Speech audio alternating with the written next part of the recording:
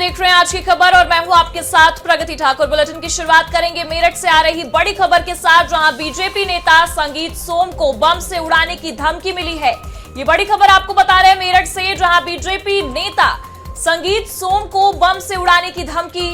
संगीत सोम के सरकारी नंबर पर आई है ये धमकी। बांग्ला भाषा में संगीत सोम को जान से मारने की धमकी मिली है। संगीत सोम ने अधिकारियों को नंबर की डिटेल भेजी है। और संगीत सोम ने सुपरस्टार शाहरुख खान को गद्दार बताया था। वो शाहरुख खान समझ नहीं पाए थे ना, अब शाहरुख खान की समझ में आ गया है कि भारत में रह के सनातनियों से पंगा लेना है। ये देखिए, भारत देश के 100 करोड़ सनातनियों की भावनाओं को समझते हुए जो बीसीसीआई ने निर्णय लिया है, उसके लिए बीसीसीआई का बहुत बहुत धन्यवाद। और हमने कल ही आप लोगों से कहा था कि आप निश्चित रहिए, भारत सरकार और बीसीसीआई इस पर को संज्ञान लेगी, चूंकि 100 करोड़ हिंदुओं की भावनाओं से खिलवाड़ नहीं किया जाए। वहीं कानपुर शहर में भाजपा के अंदर चल रहा आंतरिक विवाद थमने का नाम नहीं ले रहा है। भाजपा की महापौर प्रमिला पांडेय और भाजपा की ही करीब आधा दर्जन पार्षदों के बीच चली आ रही खटास अब खुलकर सामने आ गई है। इस विवाद की जड़ में महापौर के बेटे अमित पांडेय उर्फ बंटी पर भ्रष्टाचार, नगर निगम के कार्यों में दखल अंदाजी और तानाशाही के गंभीर आरोप लगे हैं। ऐसे में बागी पार्षदों का दावा है कि कानपुर नगर निगम के अधिकांश फैसले महापौर नहीं बल्कि उनका बेटा बंटी लेता है, जिससे कानपुर नगर के विकास कार्यों में भेदभाव और अनियमितताएं हो रही हैं। लेकिन महापौर पुत्र मोह की वजह से कोई फैसला नहीं ले पा रही हैं।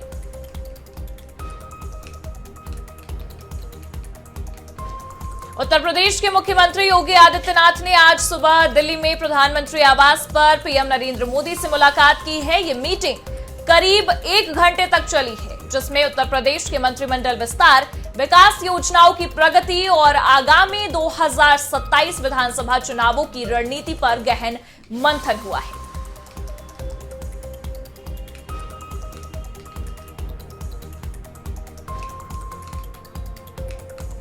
चले बढ़ेंगे अगली खबर की ओर। दिल्ली दंगा मामले से जुड़ी ये बड़ी खबर, जहां मामले में मुख्य साजिशकर्ताओं को राहत नहीं मिली है। सुप्रीम कोर्ट ने खारिज की आरोपियों की जमानत याचिका। मामले में मुख्य साजिशकर्ताओं को नहीं मिली राहत। बता दें कि सुप्रीम कोर्ट ने आरोपियों की जमानत याचिका खारिज कर दी है। 5 अन्य आरोपियों को 12 शर्तों के साथ जमानत मिली है। उमर और शर्जील 1 साल तक नहीं कर सकेंगे याचिका दायर। सुप्रीम कोर्ट का यह अहम फैसला, मुख्य साजिशकर्ताओं के खिलाफ पर्याप्त सबूत। जस्टिस अरविंद कुमार और जस्टिस एनवी अंजारिया की बेंच ने यह अहम फैसला सुनाया है, जिसके बाद साजिशकर्ताओं को राहत नहीं मिलती नजर आई। सुप्रीम कोर्ट का साफ कहना है कि मुख्य साजिशकर्ताओं के खिलाफ पर्याप्त सबूत है।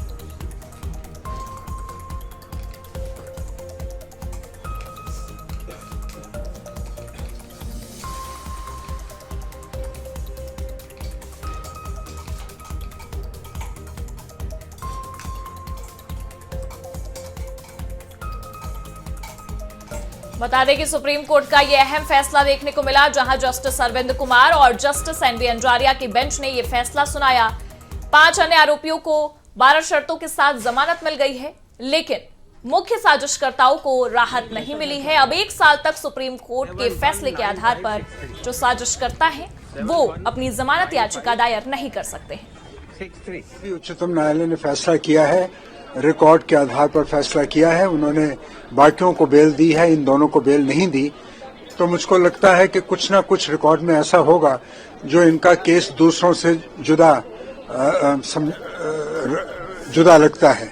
मगर आज देश भर में जो उम्मीद थी कि इनको बेल मिलेगी, आज कई लोग इससे नाखुश होंगे, क्योंकि जो संविधान की आस्था है वो फ्रीडम में है और लिबर्टी में है। इतना लंबे अरसे के बाद बेल ना मिलना, इससे एक चिंता का वातावरण तो पैदा होता है। अपराध तो अभी साबित नहीं हुआ और सुप्रीम कोर्ट के कई ऐसे फैसले हैं जिसमें कहा गया है कि जब एक आदमी बिना कन्विक्शन के लंबे अरसे से जेल में है, उसकी रिहाई बेल पर होनी चाहिए। ये भी सुप्रीम कोर्ट के फैसले हैं।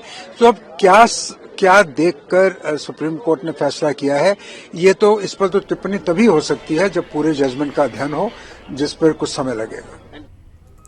वहीं शरजील इस्लाम और उमर खालिद की जमानत याचिका को सुप्रीम कोर्ट ने खारिज कर दिया है, जिसको लेकर देश भर में प्रतिक्रियाएं भी सामने आ रही हैं।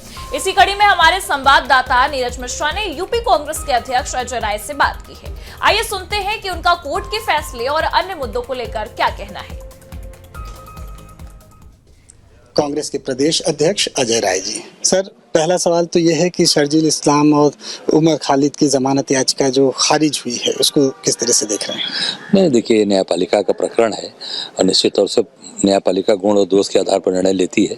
मैं इस बारे में कुछ नहीं कह सकता। सर एक सवाल और है, यूपी में अभ्युदय योजना, मुख्यमंत्री अभ्युदय योजना चल रही है, उसमें एक घोटाला सामने आया जिसमें मंत्री असीम अरुण ने FIR दर्ज कराई है कि जो भर्ती हुई उसमें टीचरों की वो ऐसी हुई कि जो पात्र नहीं थे उनकी भर्ती हो गई और 60,000 मानदेय वो ले रहे थे। अब इसमें मंत्री असीम अरुण ने खुद FIR दर्ज कराई है।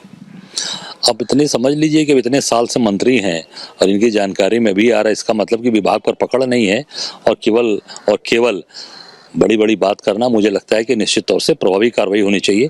और जितने FIR करके सरकार में जितने FIR हो रहे हैं सब घूम रहे हैं, सारे माफिया जितने लोग हैं, जितने गुंडे हैं, आप देखो उठाकर, सब जितने FIR हो गए उसके बाद भी घूम रहे हैं गाड़ियों से, पार्टी मना रहे हैं, जश्न मना रहे हैं। कुछ FIR के बाद कोई कार्रवाई हो रही है क्या? इस सरकार में केवल FIR नाम का होता है, FIR पे कोई काम नहीं होता, क्योंकि जिसकी FIR हो रही है वो मस्ती में घूम रहे। पहले FIR होती थी कांग्रेस के समय में तो लोग प्रदेश और जिला छोड़कर भाग जाते थे। आज वो व्यक्ति FIR भी हो रहा है, जमीन भी कब्जे हो रहे हैं, मकान भी कब्जे हो रहे हैं, अपमानित भी लोग हो रहे हैं, FIR करा रहे हैं, उसके बाद उनके घर लोग जा रहे हैं और वो मस्ती में घूम रहा है। इस सरकार में कोई FIR का मतलब नहीं है। सर्विस प्रोवाइडर पे FIR हुई है, लेकिन जो उनका विभाग जो खुद उन लोगों को पात्र बताकर सर्विस प्रोवाइडर को देता है कि ये लोग PCS प्री की मेंस दे चुके हैं और वही लोग टीचर उसमें होते हैं जो गरीब बच्चों को पढ़ाते हैं कोचिंग, उस विभाग ने ही दिया उन लोगों को, लेकिन विभाग के खिलाफ नहीं किया। वो कह रहे हैं हम इसमें जाँच करा रहे हैं। हाँ, तो ये बात देखिए, विभाग के खिलाफ क्यों नहीं हुआ कि उसमें विभाग में कौन कौन अधिकारी था, किसके समय हुआ, उनके खिलाफ भी FIR होनी चाहिए और उनके FIR ने उनके खिलाफ जेल भेजिए। FIR करके केवल खाना पूर्ति मत करिए, गिरफ्तार करके जेल भेजिए ऐसे अधिकारियों को। तो ये थे हमारे साथ कांग्रेस के प्रदेश अध्यक्ष अजय राय जी। कैमरामैन नीरज के साथ नीरज मिश्रा, आज की खबर, लखनऊ। वहीं सोमनाथ मंदिर पर महमूद गजनी के हमले के 1000 साल पूरे हो चुके हैं। सोमनाथ की गौरव गाथा पर पीएम मोदी ने आलेख लिखा है। सोमनाथ विध्वंस की नहीं, भारत के स्वाभिमान की गाथा है। बता दें कि 1026 में महमूद गजनी ने हमला किया था सोमनाथ मंदिर पर और 2026 में 1000 साल पूरे हो चुके हैं। ऐसे में पीएम मोदी ने आलेख लिखा है और कहा कि सोमनाथ विध्वंस की नहीं, भारत के स्वाभिमान की गाथा है। सोमनाथ का पुनः खड़ा होना भारत की अदम्य आत्मा का प्रतीक है। 11 जनवरी को खुद पीएम मोदी सोमनाथ जाएंगे। सोमनाथ मंदिर पर महमूद गजनी के हमले को 1000 वर्ष पूरे हो गए हैं। सोमनाथ की गौरव गाथा पर पीएम मोदी ने यह आलेख लिखा। दरअसल सोमनाथ मंदिर पर विदेशी आक्रांता महमूद गजनी ने आज से 1000 साल पहले बड़ा हमला करके मंदिर को ध्वस्त कर दिया था।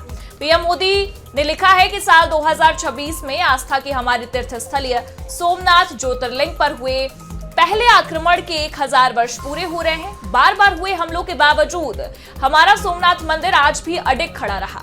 सोमनाथ भारत माता की उन करोड़ों वीर संतानों के स्वाभिमान और अदम्य साहस की गाथा है जिनके लिए अपनी संस्कृति और सभ्यता सदैव सर्वोपरि रही है। इस अवसर पर सोमनाथ मंदिर में 1 साल तक विशेष कार्यक्रम भी आयोजन किए जाएंगे। अब आपको बता दें कि विशेष धार्मिक कार्यक्रम का आयोजन 8 से 10 जनवरी तक होगा। साथ ही पीएम मोदी स्वयं 11 जनवरी को सोमनाथ जाएंगे।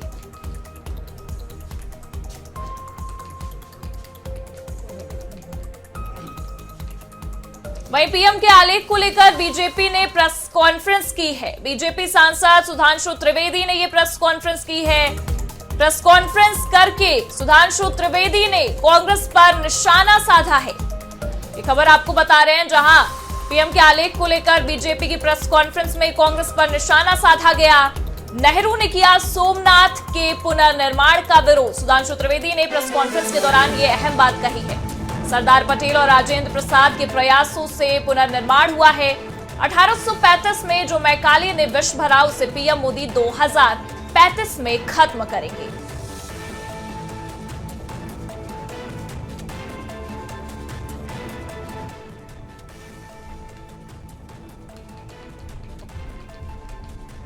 बाद अगर हम देखें तो 1951 में सरदार पटेल के प्रयास से और जवाहरलाल नेहरू जी के पुरजोर विरोध के बावजूद प्रथम राष्ट्रपति डॉक्टर राजेंद्र प्रसाद जी की उपस्थिति में यह स्वप्न साकार हुआ था। और आज प्रधानमंत्री श्री नरेंद्र मोदी जी के नेतृत्व में जो बात डॉक्टर राजेंद्र प्रसाद जी ने कही थी कि समृद्धि की तरफ जब भारत बढ़ेगा तो यह पूर्ण होता हुआ दिखाई पड़ेगा, तो आज पूर्णता की तरफ बढ़ रहे हैं। जब हम चौथी बड़ी इकोनॉमी है, चौथे बड़े स्टॉक एक्सचेंज हैं, तीसरे बड़े ऑटोमोबाइल मैन्युफैक्चरर हैं, दूसरे बड़े मोबाइल हैंडसेट के मैन्युफैक्चरर हैं और डिजिटल ट्रांजैक्शन में दुनिया के नंबर 1 देश ही नहीं है, वर्ल्ड की सारी मेजर इकोनॉमीज में लगातार 2 साल से फास्टेस्ट ग्रोइंग इकोनॉमी है। अर्थात जो सोमनाथ के संकल्प का विचार था वो आज चरितार्थ होता हुआ नजर आ रहा है। 1835 में मैकॉले ने जो विष हमारे दिमागों में भरना शुरू किया, 2035 में प्रधानमंत्री जी ने कहा उस विष से मुक्त करनी है। उस विष का बहुत बड़ी विष बेल को काटने का प्रतीक सोमनाथ का मंदिर। वहीं अजय राय ने सोमनाथ मंदिर पर पीएम मोदी के लिखे गए आलेख को लेकर बयान दिया है। अजय राय ने पीएम मोदी के आलेख को लेकर क्या कुछ कहा है, आप भी सुनिए। सर, सोमनाथ मंदिर के 1000 साल पूरे हो रहे हैं, उसमें भारतीय जनता पार्टी कई तरह के कार्यक्रम कर रही है। आज प्रधानमंत्री और भारतीय जनता पार्टी के नेताओं ने कहा भी है, प्रधानमंत्री ने एक पत्र भी लिखा है जिसमें लिखा है कि 11 मई 1991 को जब सोमनाथ मंदिर के एक बड़े दरवाजे भक्तों के लिए खुल रहे थे तो राष्ट्रपति राजेंद्र प्रसाद तो वहाँ आए थे, लेकिन नेहरू जी इस मामले में सहमत नहीं थे, नाराज थे। मैं इतना ही कहना चाहूँगा कि मोदी जी को ये कैसे पता चला, किस जानकारी पर उनके लेख आए हैं। केवल और केवल झूठी बात करना और लोगों को अपमानित करना। नेहरू जैसा व्यक्ति जिन्होंने इस देश को बनाने के लिए, इस राष्ट्र को आगे बढ़ाने के लिए काम किया और निश्चित तौर से देश को आगे बढ़ाया, ये मोदी जी को पता कहाँ से चला, मोदी जी ने कैसे इस चीज को उठाया है। ये केवल और केवल दिखावटी बात करते हैं, बनावटी बात करते हैं। जमीन पर आज इंदौर में लोग मर रहे हैं, वहां उसकी बात नहीं करेंगे, उस पर लेख नहीं लिखेंगे मोदी जी। उनके गृह प्रदेश गांधीनगर में आज सैकड़ों लोग गंदा पानी पीकर एडमिट हो गए हैं, उस पे लेख नहीं आएगा कि ये लोग अपनी चीजों को छिपाने के लिए, अपनी चीजों को जो नहीं काम कर पाए, जो इनके दोष हैं, उसको छिपाने के लिए बड़ी बड़ी बात बोलते हैं। देश समझ चुका है कि ये लोग पूरी तरीके से बेकार लोग हैं और इनको निश्चित तौर से पद से हटाना चाहिए। तो ये थे हमारे साथ कांग्रेस के प्रदेश अध्यक्ष अजय राय जी। कैमरामैन नीरज के साथ नीरज मिश्रा, आज की खबर लखनऊ। और फिलहाल वक्त हो चला एक छोटे से ब्रेक का, फिर हाजिर होते हैं तमाम बड़ी खबरों के साथ।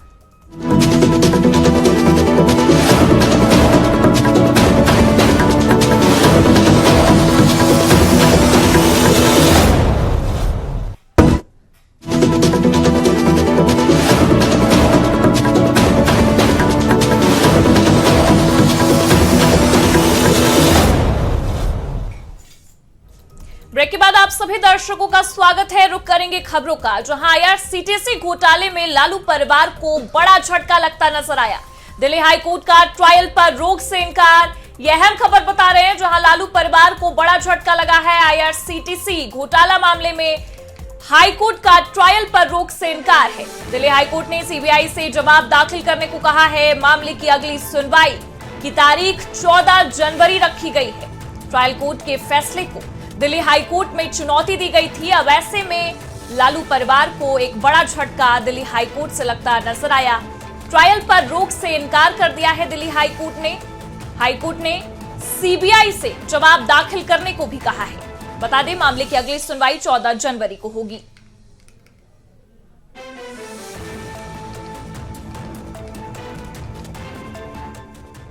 बढ़ेंगे अगली खबर की ओर। भाजपा नेता और यूपी के पूर्व सीएम कल्याण सिंह की जयंती आज पूरे देश भर में मनाई जा रही है। उत्तर प्रदेश की राजधानी लखनऊ में भी कल्याण सिंह की जयंती पर विशेष कार्यक्रम का आयोजन किया गया, जिसमें सीएम योगी समेत तमाम मंत्री और नेता शामिल हुए।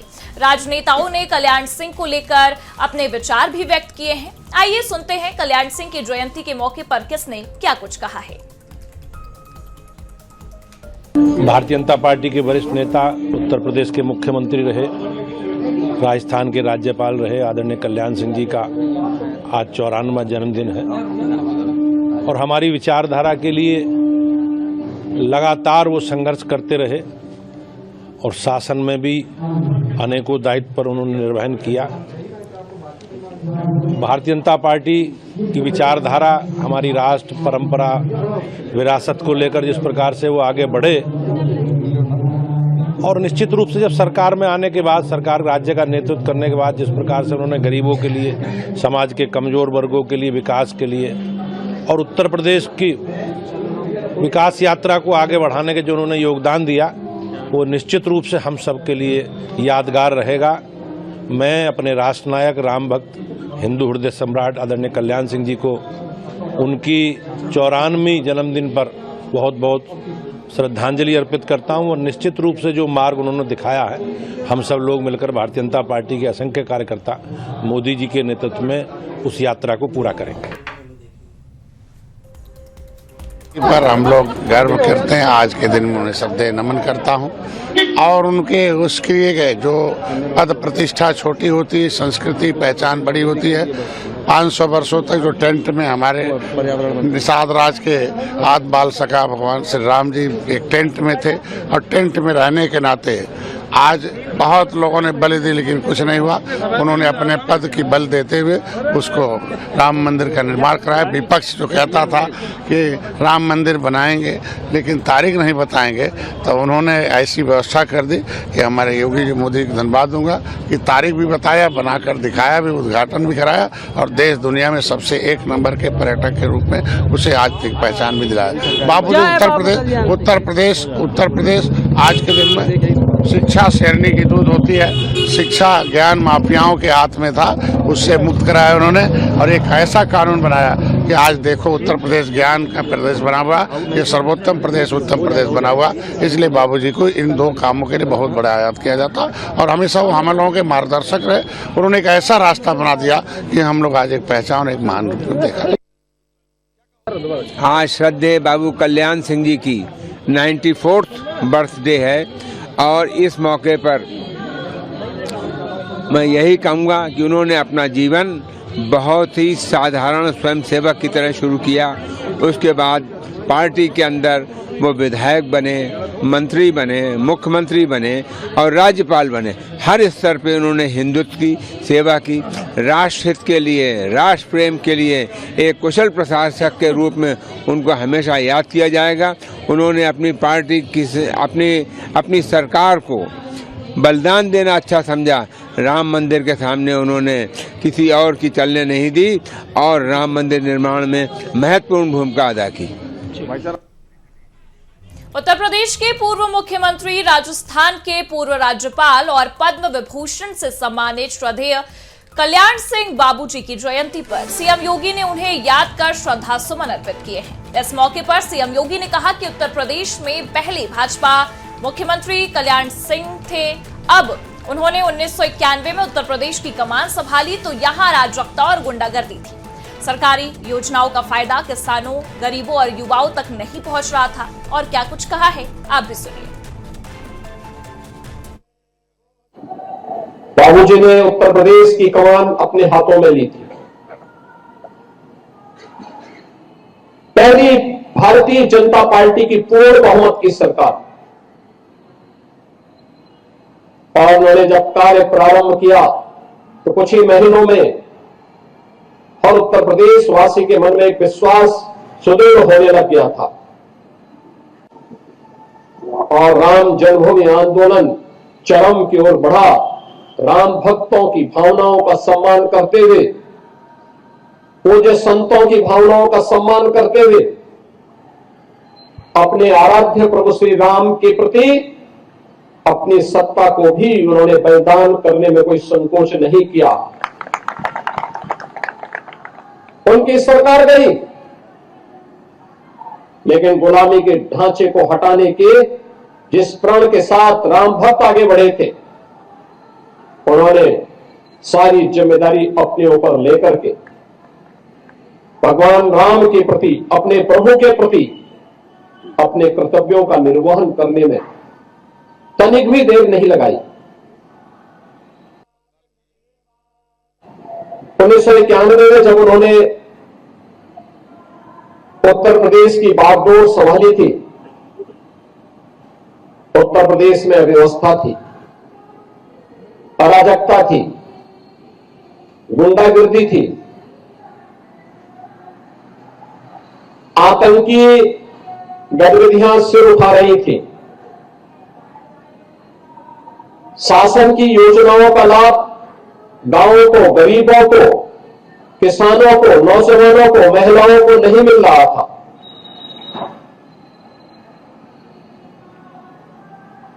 एक ओर अराजकता थी, कुव्यवस्था थी, और दूसरी ओर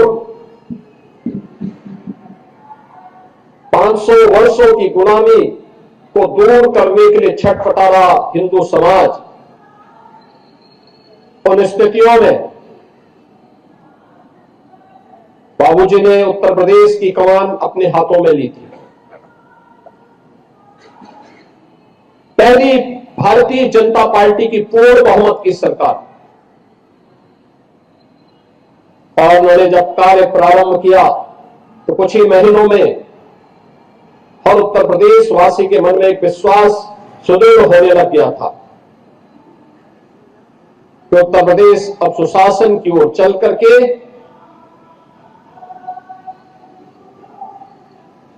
विकास के एक नए सोपान को चूमेगा। और इसी के साथ फिलहाल के लिए इस बुलेटिन में इतना ही। आप देखते रहिए आज की खबर।